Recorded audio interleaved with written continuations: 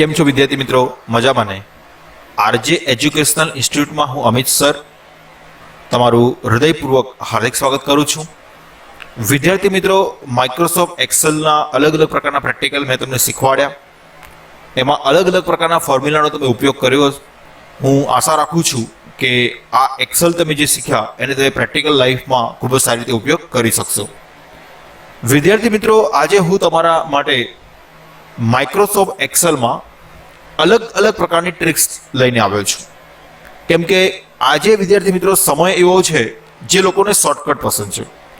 તમે ઓછા સમયની અંદર ખૂબ જ સારું કામ, ખૂબ જ ફાસ્ટ કામ જો કરી આપશો તો તમારી વેલ્યુ વધવાની છે. તો વિદ્યાર્થી મિત્રો, માની લો કે આ જે શીટ મેં ઓપન કરી છે, જે માર્કશીટ છે, આ મારો ઇમ્પોર્ટેડ ડેટા છે. આમાં મેં અલગ અલગ પ્રકારના ફોર્મ્યુલા મૂક્યા છે, તમે જોઈ શકો છો. જે ફોર્મ્યુલા બારમાં તમને દેખાય છે એમાં હું સરળતાથી ચેન્જીસ પણ કરી શકું છું. વિદ્યાર્થી મિત્રો, આ જે શીટ છે, આ ફાઇલ હું બીજા કોઈ વ્યક્તિને આપવા માંગુ છું, પણ હું ચાહું છું કે આ અલગ અલગ પ્રકારના જે ફોર્મ્યુલા મેં મૂકેલા છે એ ફોર્મ્યુલા બારમાં દેખાવા ન જોઈએ. ઓકે? અને બીજો કોઈ પણ અનનોન પર્સન આ ફોર્મ્યુલામાં ચેન્જીસ ન કરી શકે મારી ઓથોરિટી વગર. શું તમે આવી ટ્રીક શીખવા માંગો છો? જો હા, તો ચાલો જોઈશું આપણે આગળ.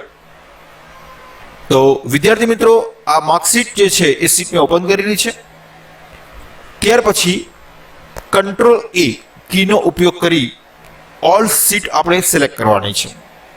ત્યાર પછી હોમ ટેબમાં આવેલ આ ફોન્ટ જે છે એ ફોન્ટના એક્ઝેક્ટ રાઈટના પોઈન્ટ ઉપર તમે જો ઊભા રહેશો તો ફોર્મેટ સેલ લખેલું હશે, રાઈટ?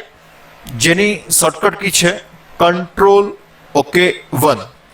જો તમે કંટ્રોલ 1 કરશો તો ફોર્મેટ સેલ ઓપન થશે. અને બીજી શોર્ટકટ કી છે કંટ્રોલ શિફ્ટ F. જો તમે કંટ્રોલ શિફ્ટ F દબાવશો તો પણ ફોર્મેટ સેલ નામનો જે ડાયલોગ બોક્સ છે એ ઓપન થશે. તો વિદ્યાર્થી મિત્રો, અહીંયા number, alignment, font, border, fill, protection, એમાં અલગ અલગ પ્રકારના ટેબ્સ આપેલા છે. તો એમાં વિદ્યાર્થી મિત્રો આપણે પ્રોટેક્શન જે લખેલું છે એ ટેબ ઉપર ક્લિક કરવાનું છે. એમાં લોકડ એન્ડ હિડન આવા બે ઓપ્શન આપેલા હશે. તો આપણે લોકડ એન્ડ હિડન માં જે ટિક કરેલું હોય તે બંને ટિક કાઢી નાખવાના છે અને ત્યાર પછી વિદ્યાર્થી મિત્રો ઓકે આપવાનું છે. તો વિદ્યાર્થી મિત્રો, તમે જોઈ શકો છો કે લોક અને હિડન આ બંને ઓપ્શનની ટિક મેં કાઢી નાખ્યા. ત્યારે તમે જોઈ શકો છો કે ટોપના કોર્નર ઉપર ગ્રીન પોઈન્ટ્સ આપેલા હશે. હવે વિદ્યાર્થી મિત્રો, આપણી જે કન્ડિશન હતી કે જે સેલમાં ફોર્મ્યુલા મૂકેલી છે એ સેલ ફોર્મ્યુલા બારમાં દેખાવી ન જોઈએ, એટલે કે ફોર્મ્યુલા દેખાવા ના જોઈએ ફોર્મ્યુલા બારની અંદર. તો આ તો આપણે અહીંયા તમારી સામે છે કે આપણે ફોર્મ્યુલા બારની જે સેલ છે સરળતાથી સિલેક્ટ કરી શકીએ છીએ. પણ આપણા જોડે વિદ્યાર્થી મિત્રો 10 ની જગ્યાએ 10,000, 1 લાખ વિદ્યાર્થીનો રેકોર્ડ હોય અને અલગ અલગ સેલમાં અલગ અલગ રીતે અલગ અલગ જગ્યાએ ફોર્મ્યુલા મૂકેલી છે. તો શું આપણે એક એક કરીને સિલેક્ટ કરવાની કોશિશ કરીશું? ના.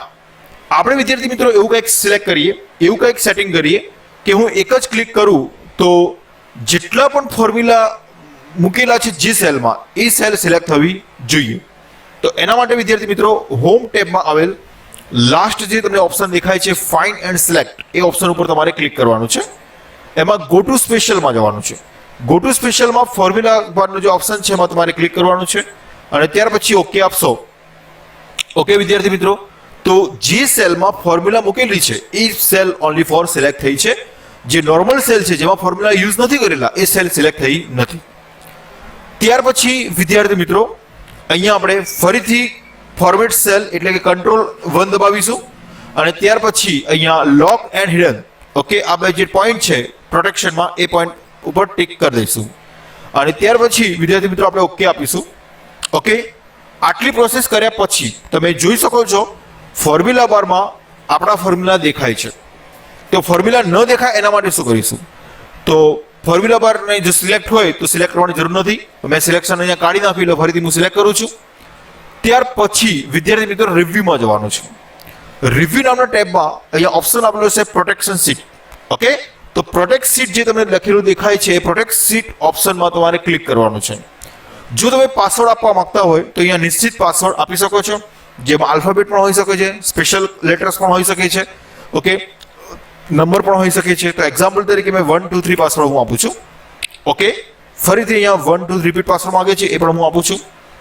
ઓકે, હવે તમે જોઈ શકો છો વિદ્યાર્થી મિત્રો, ટોટલ મિનિમમ મેક્સિમમ સેલ ઉપર હું ક્લિક કરું છું તો ફોર્મ્યુલા બારની અંદર એ ફોર્મ્યુલા દેખાતા નથી. ઓકે, સેકન્ડ વિદ્યાર્થી મિત્રો, આની અંદર હું કોઈ ચેન્જીસ કરવા માંગુ છું તો ચેન્જીસ થશે નહીં, કેમ કે આપણે સેલને શું કરી છે, પ્રોટેક્ટ કરી છે. તો હા વિદ્યાર્થી મિત્રો, તમને એક ક્વેશ્ચન થઈ શકે છે કે આપણે આ માર્ક્સમાં કોઈ પ્રકારનું ચેન્જીસ કરીએ તો શું એની ઇફેક્ટ આ ફોર્મ્યુલા ઉપર થશે ખરા? હા, 100% થશે વિદ્યાર્થી મિત્રો. એક્ઝામ્પલ તરીકે આ ફર્સ્ટ જે સ્ટુડન્ટ છે એના સીસીસીએ સબ્જેક્ટમાં 32 માર્ક્સ છે, તો એની જગ્યાએ હું અહીંયા 65 કરવા માંગુ છું અને ત્યાર પછી હું એન્ટર મારીશ તો તેની ઇફેક્ટ તમે જોઈ શકો છો. Total minimum maximum percentage, pass, result અને ગ્રેડમાં પણ તમને જોવા મળી. તો આ ખૂબ જ મહત્વની ટ્રીક છે. ઓકે, આપણા સીટને પ્રોટેક્ટ કરવા માટે આપણે બિંદાસલી બીજા કોઈ વ્યક્તિને આપણી સીટ આપી શકીએ છીએ અને આપણા ફોર્મ્યુલા બીજો કોઈ વ્યક્તિ આપણા ઓથોરિટી વગર જોઈ શકશે નહીં. ઓકે, તો આવી જ ટ્રીક સાથે મળીશું આપણે બીજા પ્રેક્ટિકલ સાથે. આવજો.